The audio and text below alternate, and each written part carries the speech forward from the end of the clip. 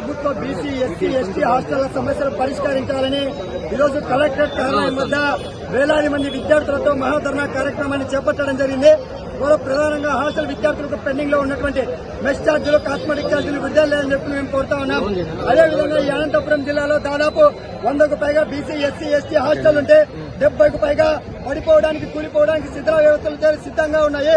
తక్షణమే హాస్టల్లో ఉన్నటువంటి విద్యార్థులను కూడా మార్చి నూతన భవనాలు కేటాయించాలని చెప్పి మేము రాష్ట్ర ప్రభుత్వాన్ని విజ్ఞప్తి చేస్తున్నాం. ఏదైతే ఇవాళ ఎన్నికల్లో హామీగా ఇచ్చారో జీవో నెంబర్ 77ను అమలు చేయాలని చెప్పి మేము కోరుతున్నాం.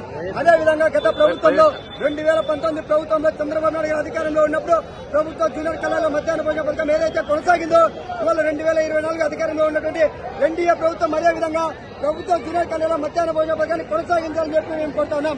ఇవాళ అనంతపురం జిల్లాలో హాస్టల్ విద్యార్థులు ఇక్కడే ఉన్నటువంటి గుత్తి పట్టణంలో 256 మంది విద్యార్థులుంటే కేవలం 4 గదులు మాత్రమే ఉన్నాయి. ఇవాళ డి ఏరియాల్లో ప్రభుత్వ జూనియర్ కళాశాల నిర్మాణంలో ఆగిపోయింది. వాటిని కూడా పూర్తి చేయాలని చెప్పి మేము కోరుతున్నాం. ఇవాళ కుందుర్పి మండలంలో 400 మంది విద్యార్థులు పట్టణంలో ఉన్నటువంటి బీసీ హాస్టల్ ఉంది. ఆ హాస్టల్ కూడా ప్రారంభించాలని చెప్పి మేము కోరుతున్నాం. విద్యారంగంలో ఉన్నటువంటి సమస్యల పరిష్కారం కోసం ఏఎస్ఎఫ్ ఆధ్వర్యంలో ఉద్యమాలకు శ్రీకారం చుట్టాం. ఇప్పటికైనా కూడా రాష్ట్ర ప్రభుత్వం స్పందించాలా. ఈ జిల్లాలో ఉన్నటువంటి దాదాపు 14 రోజుల పాటు ప్రతి గ్రామము, ప్రతి మండలము, ప్రతి హాస్టల్ కూడా తిరిగి హాస్టల్ విద్యార్థుల సమస్యలు, విద్యారంగంలో సమస్యలు కూడా సేకరించాం. ఆ సమస్యలు పరిష్కరించకపోతే వేలాది మంది విద్యార్థులు సేకరించే చలో అసెంబ్లీ కార్యాలయాన్ని కూడా ముట్టడిస్తామని చెప్పి ఈ సందర్భంగా రాష్ట్ర ప్రభుత్వాన్ని హెచ్చరిస్తా ఉన్నాం.